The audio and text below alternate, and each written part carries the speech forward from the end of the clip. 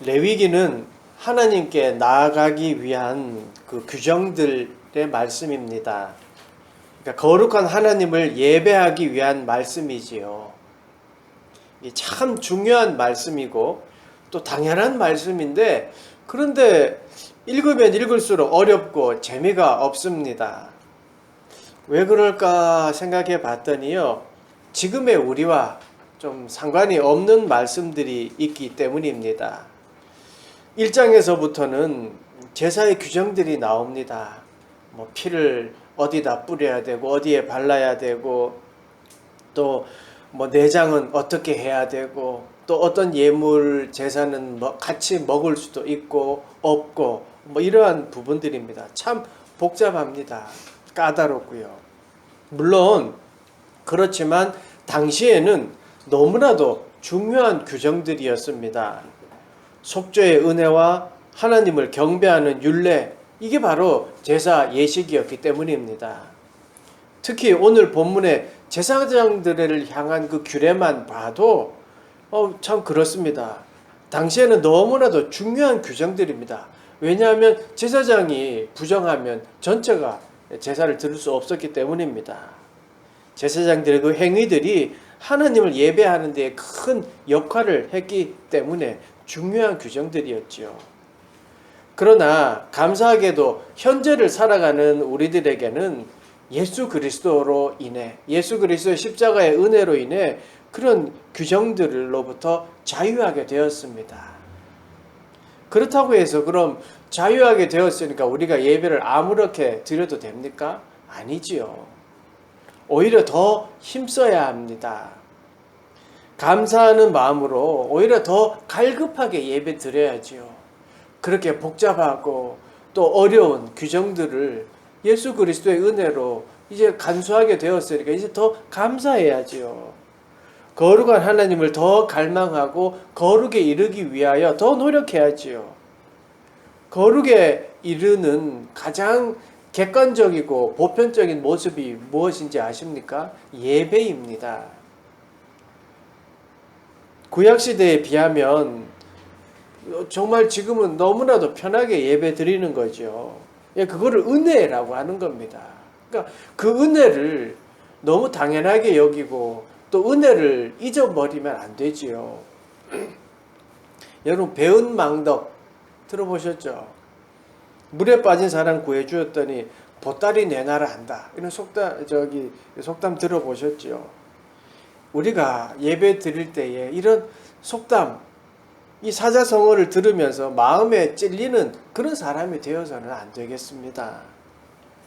우리는 레위기를 읽으면서 더 예배에 대해서 갈망해야 합니다. 레위기를 통해 예배 드릴 때마다 거룩함에 대한 갈망, 그 거룩을 향한 마음,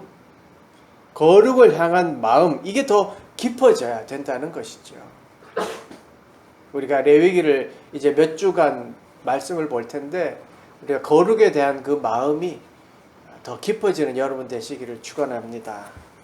여러분, 요즘 영화 한산이라고 하는 영화가 참 인기라고 하더라고요. 그거 보셨어요? 거룩을 향한 마음, 이게 오늘 설교 제목인데, 이 문구는 사실 한산이라는 영화에 나오는 어느 의병장의 대사를 제가 패러디한 겁니다. 그 의병장이 하는 말인데요, 대사인데요. 이제 적군이 막 쳐들어오는데 그 적군들을 향해서 이제 내뱉는 말인데, 그 자기의 어떤 마음의 결심이자 각오라고 할 수 있는데요. 의병장이 이렇게 말을 합니다. 의를 향한 마음, 그거 하나면 되는 거지. 이게 구수한 전라도 사투리로 이렇게 말을 합니다. 참 의미가 있고 감동적인 장면이었는데요. 그러니까 의 앞에서 싸우는 그 마음이 누구든지 함께 할 수 있다는 그 마음이었던 것이지요. 그렇습니다. 거룩을 향한 마음, 이게 우리 믿는 자들에게 필요한 마음이지 않을까요? 그 거룩으로 하나 되는 마음, 이 마음이 정말 예배 드리는 자의 마음이 되어야 합니다. 사랑하는 그리스도의 교회 여러분, 거룩을 향한 마음, 그거 하나만은 여러분 잊지 맙시다. 거룩을 향한 마음, 이게 왜 중요할까요? 거룩이라는 것은요, 인간을 향한 하나님의 보편적인 명령이기 때문입니다. 하나님의 명령인데요, 인간 모두에게 하시는 말씀입니다. 거룩은 인류를 향한 하나님의 마음입니다. 그래서 그렇습니다. 레위기 11장에는요, 이런 말씀이 있습니다. 나는 여호와 너의 하나님이라.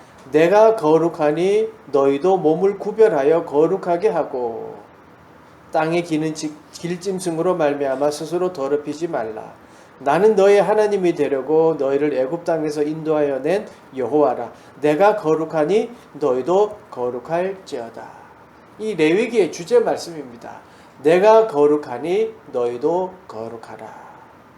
하나님은 자기 스스로를, 본인을 거룩이라고 표현하시고 그리고 거룩하라고 명령하셨습니다.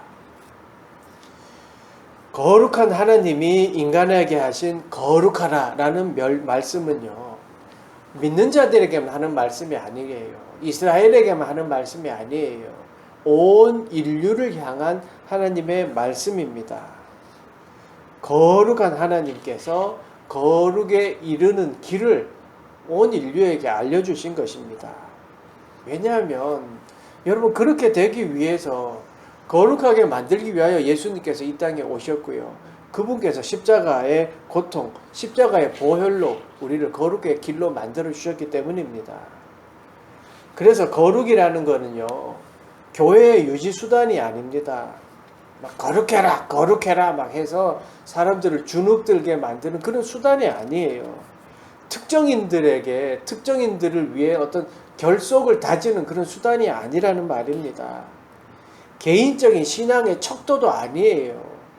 거룩은요, 모든 이들에게 주어진 보편적인 하나님의 명령이에요.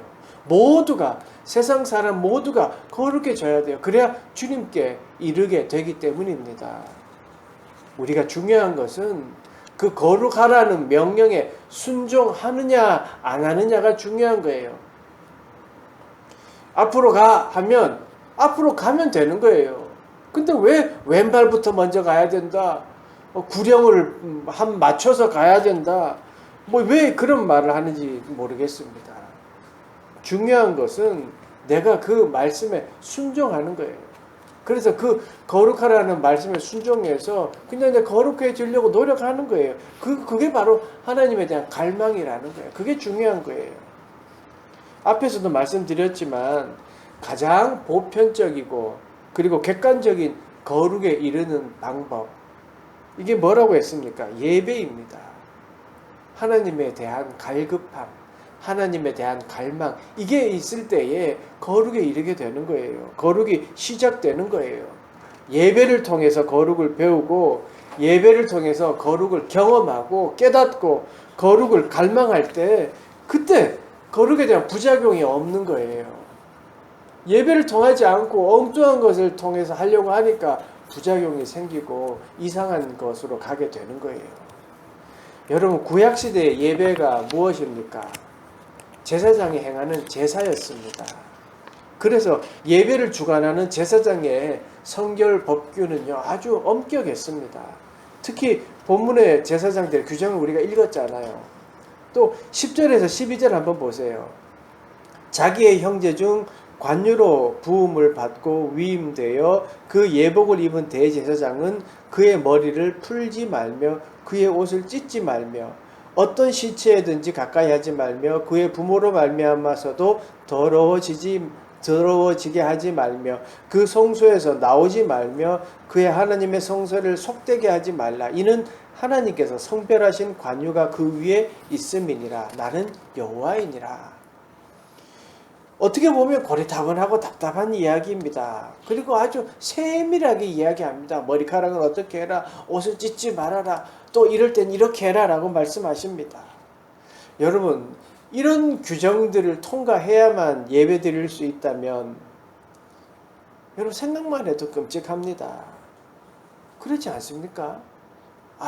저는 제사장도 아닌데요, 이렇게 상관없다, 이런 마음입니까?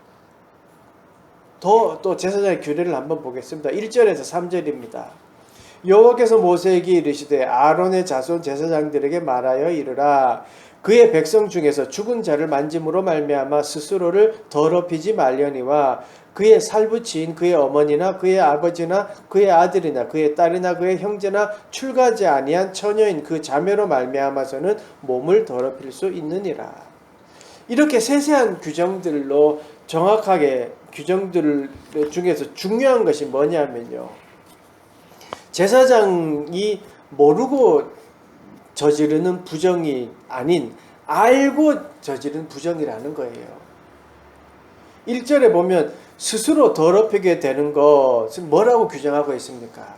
시체를 만지는 겁니다. 죽은 자를 만지는 것이라고 했습니다. 죽은 자가 갑자기 일어나서 막 제사장을 턱 만져서 부정하게 되는 게 아니잖아요. 제사장 스스로가 만지는 거잖아요. 오늘 말씀에서도 피부체, 그러니까 직계 자손은 괜찮다고 했는데 그렇지 않은 곳에 가서 시체를 만지는 거예요. 그러니까 자기가 제사장에 가서 만지는 거예요. 직접 만졌다는 겁니다. 그러니까 제사장의 의지가 거기 들어가는 거예요. 부정하다는 것을 알고도 만졌다는 겁니다. 지금 그것을 말씀하고 있는 거예요. 부정 앞에서 정당한 이유가 있었습니다. 이럴 수밖에 없었습니다. 라고 그런 이유를 지금 말하라는 게 아니에요. 스스로 부정을 선택한 거예요.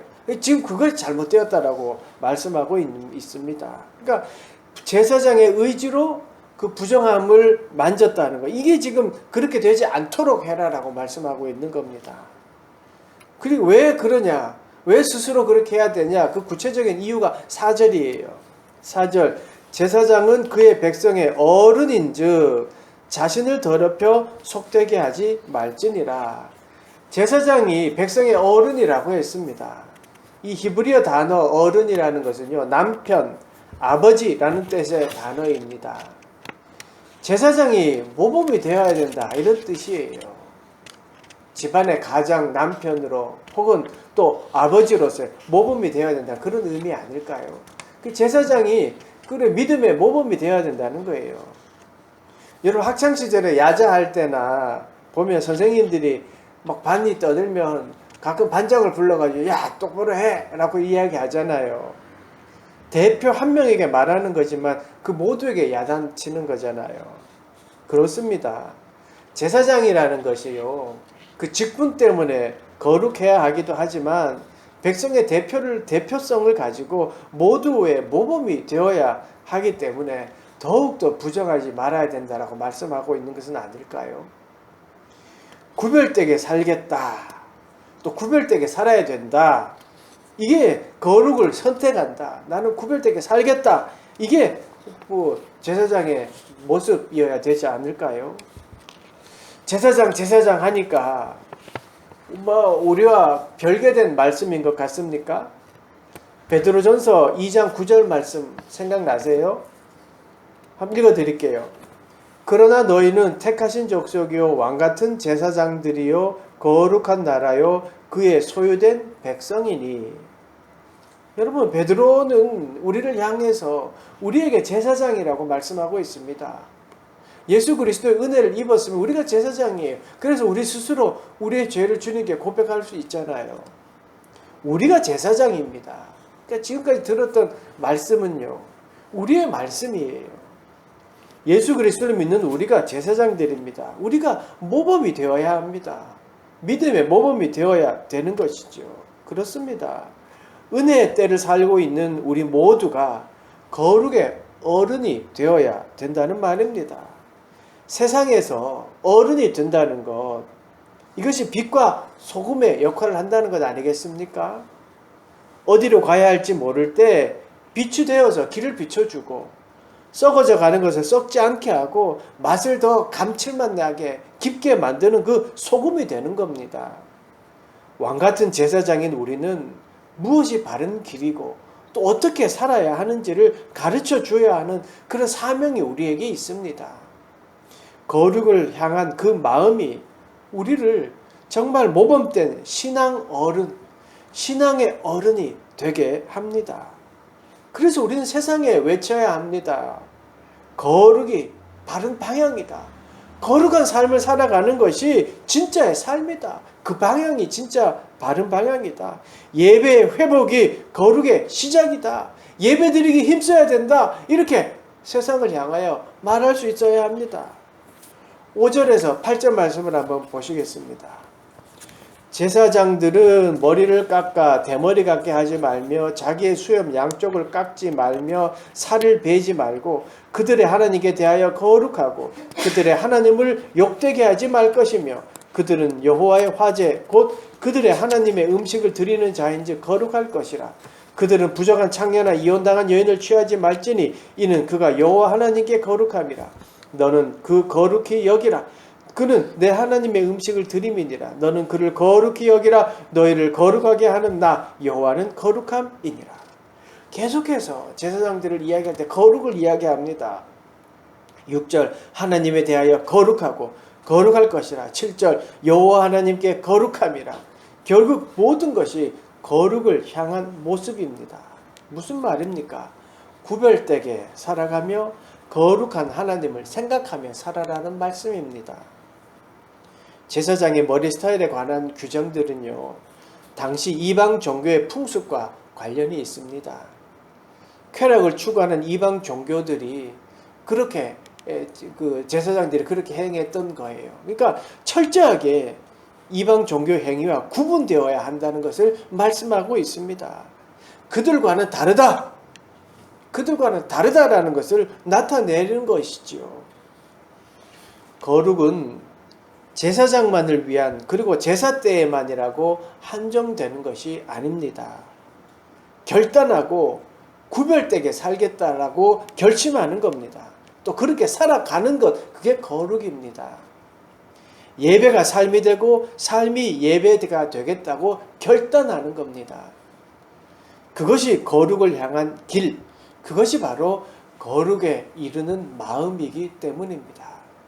사랑하는 여러분, 거룩은 온 세상을 향한 하나님의 명령이고 세상을 살아가는 모두가 특히 제사장들인 우리가 마음에 품고 있어야 하는 하나님의 말씀입니다.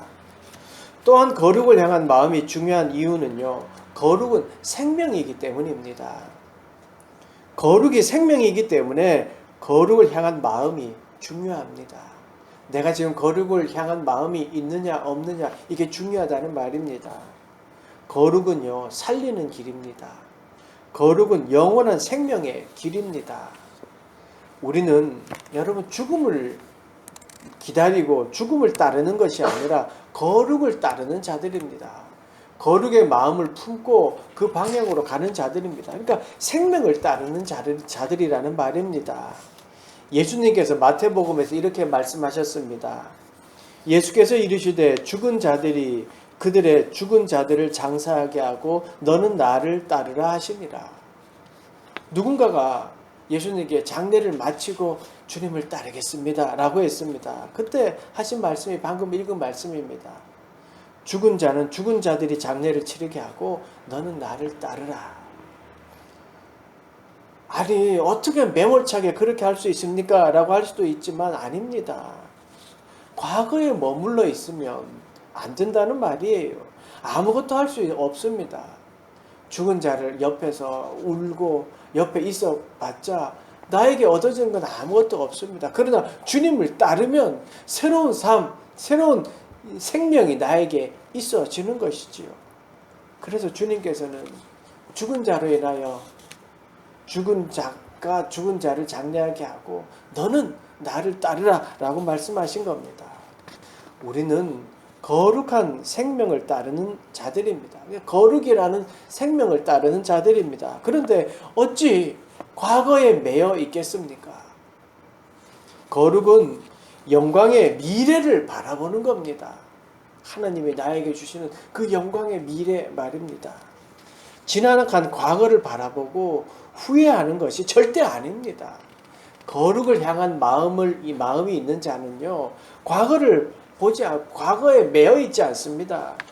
그러나 과거는요, 우리를 묶어두려고 합니다. 네가 그때 그렇게 했기 때문에 이렇게 됐잖아. 그때 이렇게 했었어야 되는데 과거로 돌아가게 만듭니다. 우리의 후회의 감정으로 과거에 머물러 있게 만듭니다. 그런데 거룩은 아닙니다. 거룩을 향한 마음을 가지고 있는 사람들은요, 과거가 아니라 현재이고 미래를 바라봅니다. 거룩은요, 현재 내가 거룩하게 되는 겁니다. 제사장의 규례들처럼 내가 조심하는 거예요. 내가 선택해서 구별되는 거예요. 우리에게 소망을 주는 거, 이게 거룩입니다. 그래서 거룩은 우리에게 소망을 주고 힘을 주고 그래서 앞으로 나아가게 하는 것이 거룩입니다. 그게 바로 생명이 있는 거룩입니다. 사랑하는 여러분, 거룩하라는 하느님의 말씀, 그 명령을 지금 순종하고 예배드리고 있으면서도 뒤를 돌아보고 죽음에 머물러 있는 거 있지는 않으십니까? 과거 후회에 묶여서 한숨 짓고 있는 것은 아닙니까? 혹 그런 분이 계시다면 레위기의 주제의 말씀인 내가 거룩하니 너희도 거룩하라 라는 말씀을 한번 외쳐보십시오. 혹은 조용히 계속 읊조려 보십시오. 그리고 예배에 힘쓰십시오. 혼자 예배 드리든지 같이 함께 예배 드리든지 예배에 힘쓰십시오. 그러면 거룩한 하나님이 거룩의 소망, 미래의 소망을 직접 알려주실 것입니다. 그리고 다시 일어설 수 있도록 도와주십니다. 그것이 거룩의 힘이고 거룩의 능력입니다. 거룩한 능력을 경험하고 거룩한 마음을 품고 그렇게 살아가는 여러분 되시기를 축원합니다. 거룩은 멀리 있는 것이 아닙니다. 지금 내가 예배 드림으로 시작되는 것입니다. 내 안에 이미 성령 하나님이 존재하고 거룩으로 이끌고 계십니다. 제사장의 규정들을 살펴봤을 때 스스로 더럽히지 말며 4절 자신을 더럽히지 말며 5절 깎지 말며 베지 말며 6절 7절 말 것이며 말지니라는 구절들입니다. 어떻습니까? 이 단어들을 보면 모두가 의지, 내 의지가 들어있습니다. 스스로가 구별되어야 한다는 말입니다. 내가 조심하고 내가 하지 않으면 됩니다. 내가 만지지 말고 내가 머리를 깎지 않고 베지 않아야 합니다. 타협하면 안 됩니다. 그런데 정에 이끌려 시체를 만지거나 유행을 따라가거나 욕망에 따라 그냥 행하면 그럼 부정하게 되는 겁니다. 내가 그 부정을 결정한 게 되는 것이지요. 그래서 제사장의 규제를 통해 구체적으로 우리에게 말씀하고 있는 것이지요. 사랑하는 여러분, 거룩하라라는 말씀에 순종해서 내가 거룩의 길을 선택하고 구별되게 묵묵히 우리 한번 살아갑시다. 율법이 무서워서가 아니고요. 하나님이 무서워서가 아니고요. 주님을 향한 내 갈망, 주님을 향한 내 마음, 그 사랑, 그것 때문에 우리가 거룩하게 살아가는 겁니다. 여러분, 그냥 묵묵히 걸어가는 겁니다. 복받기 위해서가 아닙니다. 하나님이 함께 하십니다. 거룩을 향한 마음, 그 마음을 품고 한번 걸어갑시다. 구별됨에서 오는 분명 외로움이 있을 것입니다. 그러나 그 구별된 외로움보다는 하나님이 우리에게 주시는 그 사랑이 더 큽니다. 거룩에 대한 순종, 거룩을 향한 예배, 이것이 나를 살리고 사회를 살리고 나라를 살리고 세상을 살립니다. 믿으시기 바랍니다. 거룩은 생명의 길입니다. 인간을 살리는 길, 자연을 살리는 길, 지구를 살리는 길, 모두를 살리는 길입니다. 거룩은 우리의 행동 거지를 규정하는 것이 아닙니다. 거룩은 생명입니다. 그리고 하나님의 말씀이고 창조 질서를 회복하는 길입니다. 우리가 창조 질서를 깨뜨렸던 그 죄를 멀리하고 그리고 창조 때의 상태를 회복하라고 하나님이 말씀하신 것이 거룩하라라는 말씀입니다.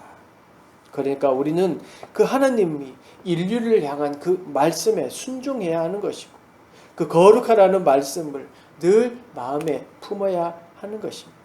그리고 우리가 앞으로 나아갈 길, 그게 바로 거룩입니다. 사랑하는 여러분, 여러분들이 제사장입니다. 제사장으로서 거룩함으로 살아가고 거룩히 살 길임을 알고 살아가는 여러분 되시기를 간절히 축원합니다. 기도하겠습니다. 거룩하신 하나님, 이 세상 삶 가운데 우리가 거룩을 붙들고 살아가길 원합니다. 제사장으로서 이 세상의 제사장으로서의 사명을 우리에게 주셨음에 하나님, 우리가 빛과 소금의 역할을, 거룩이라는 빛을 들고 빛과 소금의 역할을 감당하는 우리 모두가 되도록 축복하여 주시옵소서. 삶의 일선에 있는 우리 모두를 하나님 은혜 내려 주셔서 어디서 무엇을 하든지 거룩에 구별된 삶으로 주님의 그 마음을 전하며 또 그 마음으로 위로받고 또한 우리의 발걸음과 행동과 손길들을 통하여 그 하나님의 은혜를 전하는 우리 모두가 되도록 도와주시옵소서. 그러기 위하여 우리에게 물질적인 넉넉함도 허락하시고 또 은혜도 허락하시고 건강도 허락하셔서 그 역할을 잘 감당하는 우리 모두가 되도록 축복하시고 인도하여 주시옵소서. 예수님의 이름으로 기도드리옵나이다. 아멘.